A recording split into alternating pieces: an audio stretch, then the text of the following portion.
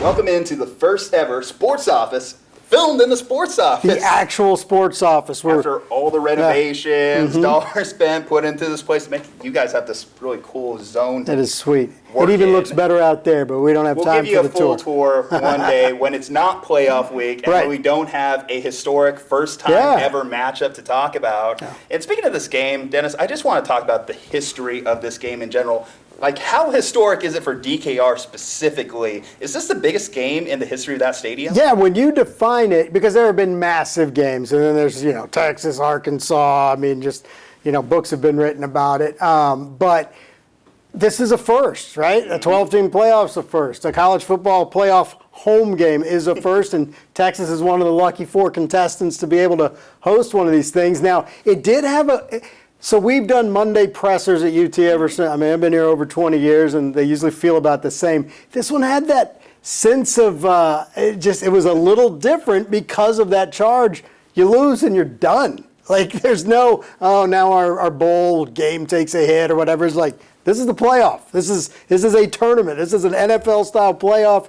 You can't lose this one, and you definitely don't want to do it at all. Yeah, no one wants to be one and done, first time ever, national stage. All the pressure in the world is on these teams. As a double-digit favorite. Yeah. And I do think it's only appropriate that a hometown kid gets to be the opposing quarterback. Cade Klubnik, he comes in over 3,000 passing yards, 30 touchdowns, and only a handful of interceptions. So is he the best quarterback this Longhorns defense has faced all year? Yeah, I think I think that's accurate. He's playing at such a high level.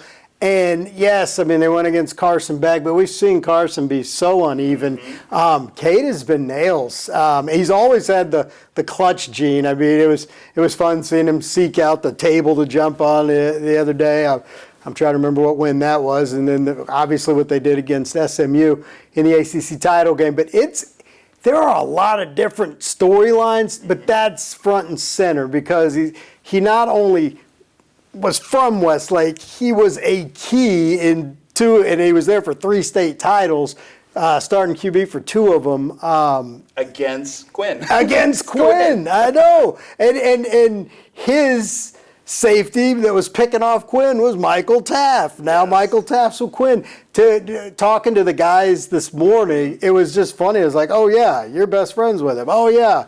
And then you have Andrew Makuba from Clemson. Now here they're calling it the Makuba Bowl. There are so many storylines, and it's going to be fun to see it play out. I do want to put you on the spot then when talking about the Longhorns DBs. What is the better story? Michael Taft, if he was able to get one off Cade? Makuba against his former team? Yeah. Or Jade, big play Jade, who just happened to win, this big national award. Right. Who would you rather see? If only one of them got an interception Saturday, which one? I think it would be Taft only for this. Because Taft, I love his stock line. Somebody asked him this morning, would you take it are you going to take it easy on your buddy when you guys meet, in the middle? And Taft's stock line is always, I want to steal their soul.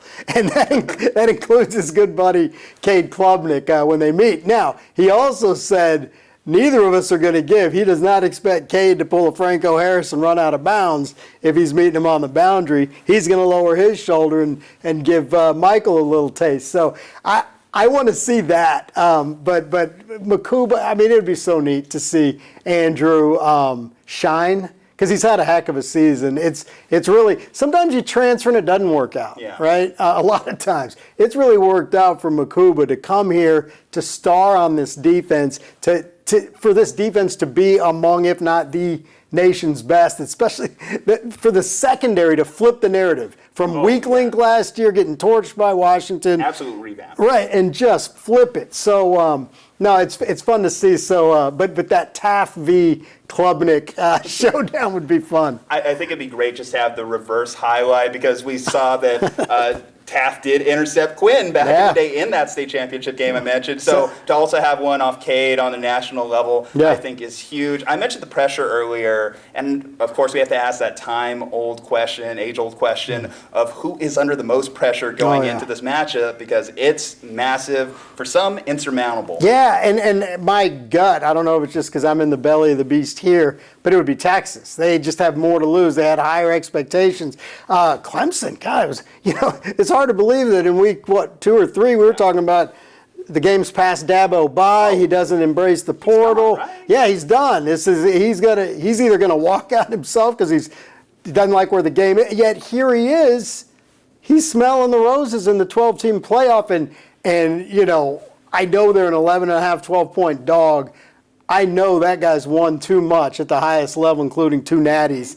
He's got a pep talk for his guys, and he's going to have them playing at a high level. We'll see what it looks like. I think at an individual level, I would say Sark. I think there's a lot of pressure on Sark in this one, only because Dabo is there. Dabo, a national championship winning head coach. Because when you look at his resume in Texas, as far as like big time coaching matchups, obviously he went 1-1 against Nick Saban. That was huge. But beyond that, what's the next biggest coaching win? Gundy, you know? Right. So I think to add that notch in his belt would be great for Sark and his legacy as a Longhorn to get that big-time coaching win. Also, as far as pressure, as far as a single side of the ball, it is the offense, but specifically the red zone offense, because that has really tailed off as the season has progressed. Over the last 8 games, I saw they're under 50% conversion rate there. And we talked about it last time against Georgia and why that wasn't a win. You need touchdowns. You don't need field goals. Yeah. Touchdowns are going to win this game for them. Yeah, and when you're having trouble like against Georgia both times, but you know, most recently in the SEC title game, you start getting into that red zone, field starts shrinking. If you're having a hard time running the ball, you get a lot easier to defend in that smaller box or rectangle. So, yeah, that's big. Also on the whole pressure thing, expectations are what kill coaches and usually in big picture or small. In this case, I think most of the fan base are looking at these first 2 games as almost givens. Big double-digit favorite over Clemson at home, and then you take on an Arizona State team that I know they're improved, right? But I think everybody just has an idea of what Arizona State is, and they're not on UT's level. And I think that's fair, and then it sets up some pretty, whether they're unfair expectations, but they're lofty. And when you already have a fan base almost counting these 2 before they're done, that's scary, and I think it does put more pressure on Texas. We talked about the postseason, so just looking at Sark's most recent history, obviously you got the Big 12 championship win, but besides that, hasn't won a bowl game yet, so he still needs to mark that off his list, and the only way you're getting to the bowl game this year is by winning this game. So that's what I do think needs to be done for Sarkisian, just to just reassure the fans, give them something positive to think about, because if you don't beat Clemson, you're not going to be sleeping well at night any means this offseason. It's going to be a rough offseason here in Austin. I mentioned the red zone offense, though. I do think that they need to get a little bit creative, right? And we saw some creativity start to spawn in the last couple games. Specifically, I'm going to talk about the 16 Wheeler package. Do you think we see Arch out there for about 3 to 5 plays, somewhere in that range? I think that's fair. I think that's... I don't know if I dreamed this, but I'm almost positive Sark was, as he was kind of reflecting sometime since that SEC championship game, I think he said as much. Like, maybe I should have put Arch in a little bit more. Again, I don't know if I'm dreaming that or not, but I'm pretty sure that's where he went. And it's only because, just as Quinn has been rehabbing this bum ankle, he just gives you, I mean, it was so evident on that touchdown run against the Aggies. Arch gives you that. And even if people think, but he still gives you the pass too, so they can't just load up. It's not like Alex Orgy's coming in and everybody like, load the box, here comes the run. Arch is the full deal with those wheels, so I wouldn't be surprised to see him at least 3, 4, 5 times. Another thing that I'm going to highlight, I think the third quarter adjustment is going to be big for the Longhorns, because we do see that about half, it's been a little bit slow goings recently, but Clemson has struggled in the second half of their games, specifically the ones they've lost against Georgia. You'd have to go way back, but it was a one-score game, so it was right there for the taking for Clemson, but they fell apart in the second half. Same thing happened to them against Louisville. So Sark, it's almost imperative that I think he creates 2 different game plans, especially in adjusting, of course, as the game goes on, but just to have that in the back of his mind, because they could shock and awe them in the second half, and that could be their opportunity to really take off with that game. Yeah, I'm curious. We were talking to our Clemson insider, Jason Priestley, and Priestley, that's 90210. Priester.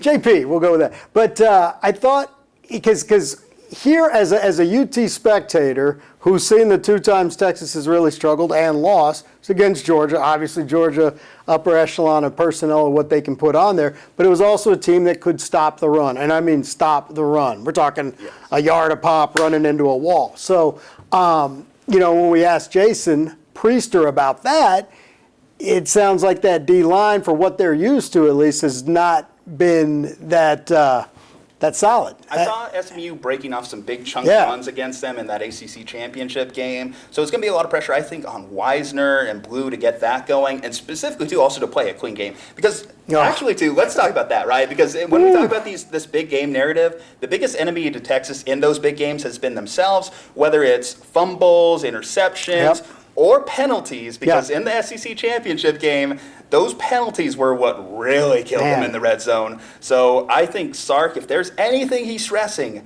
play a clean game. Play within yourself. If you try and do anything extra, that's how Clemson's going to win this game. And some of those penalties, like you say, it wasn't just cost us 5 yards. It cost us 10 yards. They were at pivotal times in the game. So in 11, I mean, double digit. that makes for a long day when you're having to make that back up. And the turnovers, some of those turnovers too were the product of a little desperation. At least that pick by Quinn near the end. You're not running the ball well. You keep running these corner fades or these outs, Create your own opportunities. and eventually, it just the margin for error was so tight, and sure enough, there's a pick, changes the game. So, you're right. Because on its face, Texas, better roster, more talent, better team, should take care of business. But that's the way they don't. Speaking of margins, it is an 11.5-point margin according to Vegas. How do you think that holds up?